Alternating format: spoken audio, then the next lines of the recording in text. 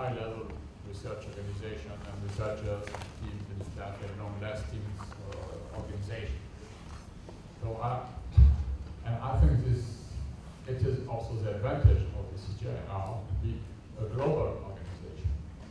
And if we are involved with you in such challenges, in collaborating with the global organization, it's also to help this better spreading of research organization.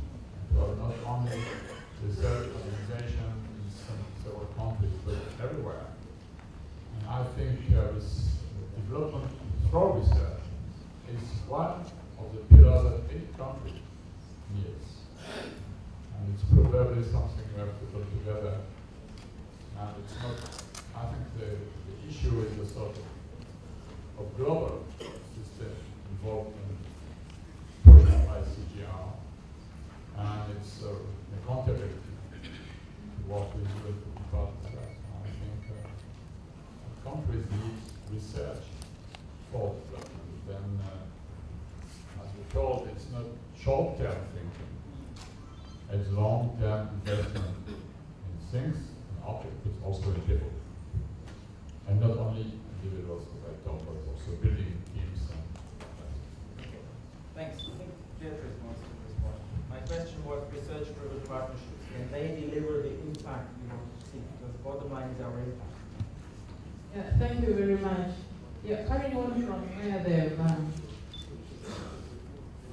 stopped, so to say, I would like to base what I'm going to say on the Uganda experience.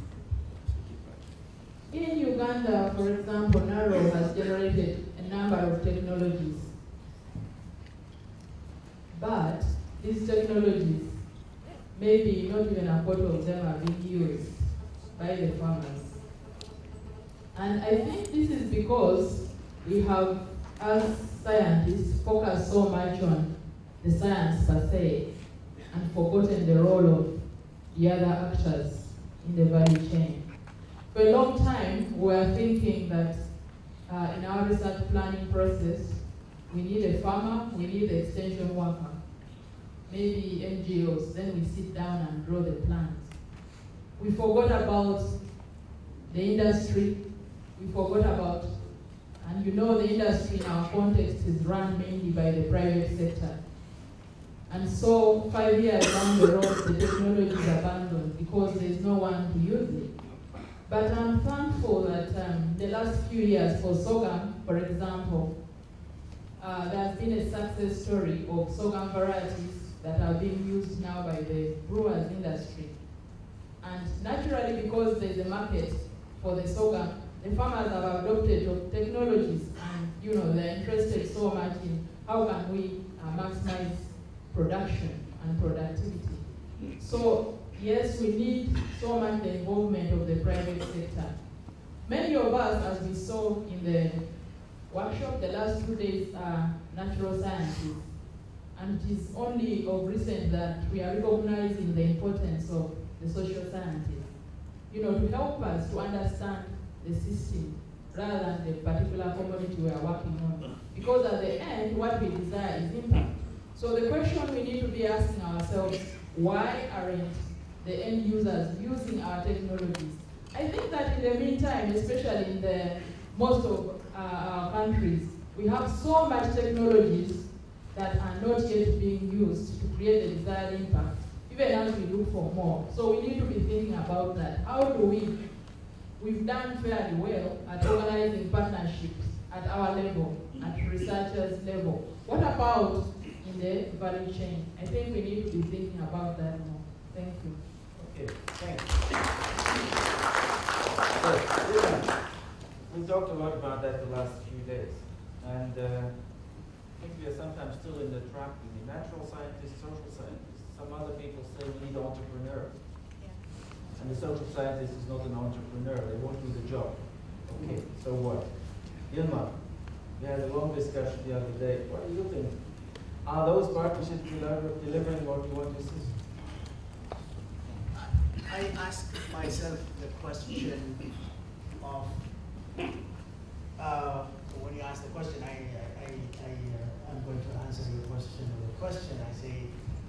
were we not successful in making the changes that we want to make because we didn't develop the right technologies, the right varieties? Is that the failure? I think that probably answers my question in the sense that that means we have been very much research-centric, product-centric, which I have no problem with because that's part of that system myself. But I think it's high time now we have to branch out and ask ourselves, if that's not the case, understanding that technology is context-dependent, then what then prevents success? I think that's the key, and that's one of the things that we have been discussing. Yes, product development and product delivery. There is a private sector model where these things are under one umbrella, and we recognize, all of us recognize the functional roles, the research role, the production role, the marketing role, the extension role. But at the same time, it's always also a system. There is a handoff from one function to the other for this to happen. And at the end of the day, the success is only measured not by how many varieties that we have released, how many seeds we have produced, but how have we moved the needle in terms of productivity gain at the farmer's field. So the biggest question that is still interesting in my mind, and I think we're discussing it at the foundation level, what's our role in making system changes, beyond product development, beyond research outputs? These system changes are the context under which these products are going to operate. And this is by systems, I mean the system itself, the delivery system, the marketing system, seed production system, and all those. I know not one institution can do that, but until we elevate and we understand this and try somebody to lead this, I think we'll come back and talk about these things based down the line. So system change, how is it going to be affected? Who's going to lead that? And what are we going to do about it? And what is the role of the CG or each of the city centers role? Again, we talked about partners. I think that's the core. And what's the value out of a partner? In the sense that I think we can enumerate a number of partners and have them to the fold, but what's the value out of each partner to advance the cause that we are in? I am, as much as, I don't know, you have, if you have been following the news in the last week or so, Gates, the 2013 letter that he sent out, the core message was measurement metrics. I think this is going to be a very, that will be driving what the foundation is doing. It has been driving it and it will continue to be driving it, but we're being challenged now, especially in ag development.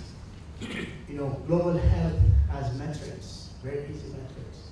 How many people have been vaccinated, how many people are left before polio is eradicated, how many child mortality that we have reduced. I think these important measures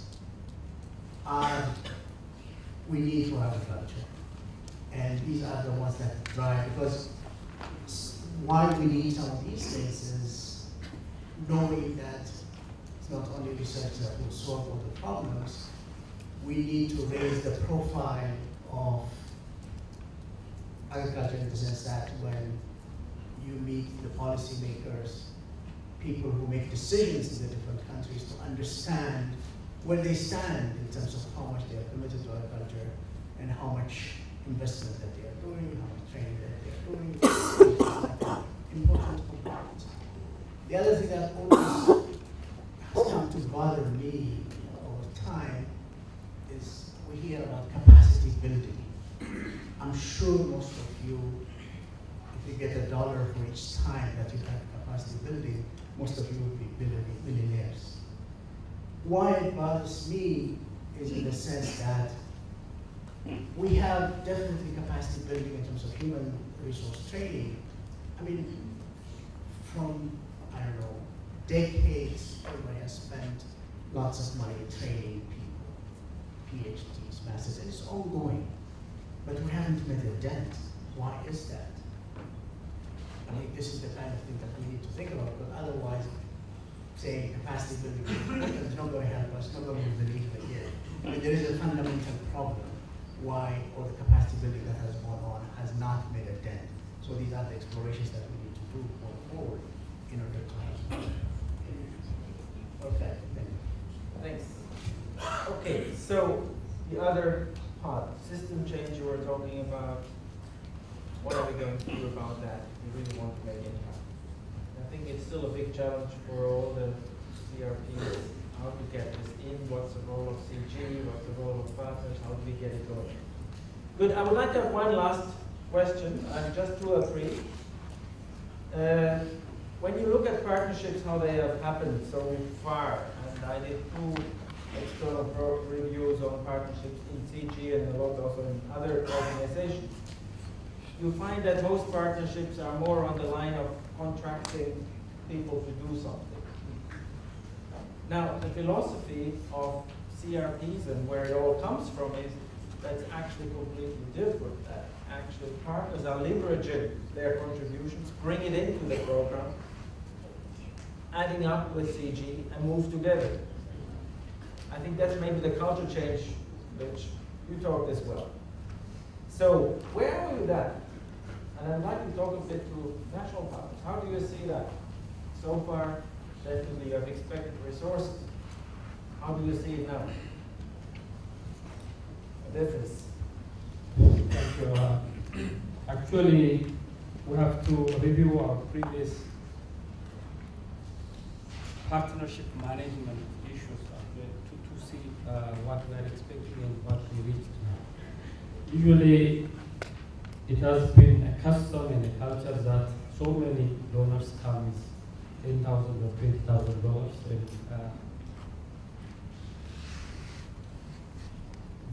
and it's something that doesn't contribute initially, basically to contribute for the impact what we are anticipating. Rather, it was a trigger or something that exploit our limited resources. So with time, we have tried to develop our negotiation capacity actually, where developing some principles of partnership. How this project or this partnership is aligned with the CADA programs, especially Pillar 4. How it is aligned with the government priorities and policies. What it has in capacity building, what it has in delivering the expected, and this has been really a very critical issue in managing our partnership. So in the future, actually, we have to measure our partnership. Actually, what is coming has to be measured before making the contract. Making the agreement, making the commitment actually before that. So it has to enable us so that we can deliver our national mandate, our regional mandate, and actually partnership is an intentional agreement for the same interest, for the same goal. So also those who are coming have a specific interest. So this have to leave us actually for negotiation. Yeah, that is what I see, and we have to develop some principle of negotiation, and it's not only at higher level, but it's to down the grassroots level. There has to be understanding for bringing impact and for making the partnership to deliver this expected outcome. Beatrice, any difference? Yeah, I don't differ so much from him. I think we've got to reach a point whereby we just don't take anything, but talk about the kind of partnership that is offered, here, where we are partners in a sense that we have a common objective, and we are addressing a a common challenge, not just to do a contract well, which doesn't meet the objectives of the organization. So I share very much this sentiment. We have reached a point where we negotiate and say, yes, this is our objective. When we enter this kind of agreement, what is my role? What is your role in it? But together we are addressing a common objective, but not just doing, something for somebody. Well, you comment. I think right now I'm quite happy that the way that ICR and ICRISAT and ICARTA are working together, which is a very true partnership, and in many matters that we discussed together about the project implementation. Many of my ICR Institute scientists are here, so they are also being involved in project development. I think this is a very starting point, that which is a very encouraging one, and I believe this is one strength of today's CGIAR information.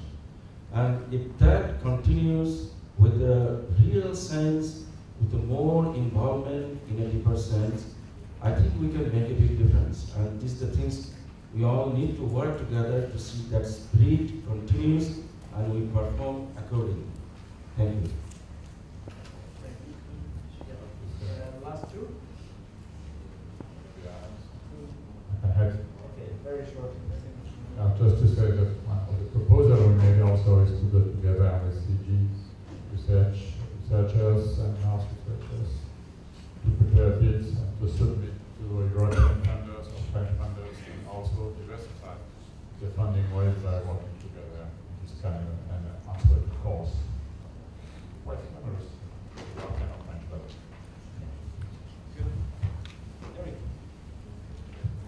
I think the case of India is remarkable, and I believe so much progress has been made in partnership because they can put their cards on the table, and so they could be matching partnership. But when you look at some countries, of course, you have to be at a certain level before your partner would regard you as an equal partner. If, for example, ICRISAT was bringing all the funding for a project, they wouldn't take what the country says. They would do what they want to do, and for me that has been the major problem. So we have to rethink the strategy for moving forward properly, because if partnerships are unequal, if we don't sit to discuss this and plan properly from inception, we can never achieve our aims and objectives. Let us remember that we have the same vision as a world. We want to eradicate extreme poverty and hunger in, of course, especially sub-Saharan Africa today. And so the approach must be different, and I said earlier that I'm encouraged by what I'm hearing. I had a comment on capacity. I think we must be careful about capacity issues. For me, the models we have used to develop the next generation for Africa has not worked. Why we don't see impact is because the models have failed. Can we change? Can we manage the change? That is what we need to do. And if you look at what, for example, the Alliance for a Green Revolution is doing today in certain universities in South Africa, in Ghana, they are models that should be extended everywhere in the world because our students are making significant impact. But what we hear today is that it is expensive. Look, I want to today tell donors, if you think it's expensive, don't come and help. Because the cost, although it's important, we must begin to be thinking about impact. It could be expensive, of course, not as expensive as training someone in Purdue or Cornell or, if you like, Michigan State University. It is that the world is unwilling to make significant investments in higher education in Africa. And that is the point. Until we begin to see capacity issues as critical to raising Africa to a higher level, we will not achieve our aims and objectives. Okay, thanks. Then we were very keen to come back to the issue of liberty. Yeah, in fact, what I wanted to say, and still building from what we are doing at the level of GCP, what we believe is that for the partners to be able, I'm talking about national partners, to be able to be at to be working with partners from CG, from RI, at the levels that will be more or less equal. In fact, we need to have partners that are stronger. And in that, what we believe is that, for example, when we talk about stronger, the North partners, we should not be only doing, at the level of the North, we do the phenotyping and we send our data, for example. What we would like to have and to see is to have the NARs that are strong enough to be able to analyze data. So if you start analyzing your data within the project, that means you're adding value to the project you're contributing into. And that is in fact where this last year we've been trying to have some impact at the level of GCP to make sure that all our NARs partners working directly with GCP or just being in the region where the GCP is working, make sure that most of the NARs will have a certain level of, a certain capacity into analyzing data, but also into working in a new modern breeding, using modern tools. So if you have that at your level, when you come with, if you want to partner with CG, you can say, okay, I have me also something else to offer. It's not only I don't only have field to do experimentation or manpower that is cheap to help you to do experimentation. But also, I do have a breeding program. In my breeding program, this is what I do. These are the tools I use, and also I do data analysis, and this is how I do it. Good. Thank you.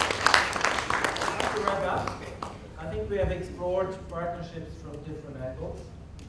What I hear is a lot of hope. I hear a commitment to do it differently, and that's very encouraging. I think the challenge will be the nuts and bolts of how actually to do it in a different way. And I hope that both CRPs, CG programs, will have modalities to actually bring this culture change which was mentioned in terms of the way we do it. Because we can talk a lot about it. If it's not practical, operational, it might end up in the same. And I think that's one mode which one really has to drive very strongly and carefully of how different are we doing things, and we challenge ourselves and also from outside continuously so that they go in the direction where we would like to go. So thank you very much to all of you. I think it was a great contribution. And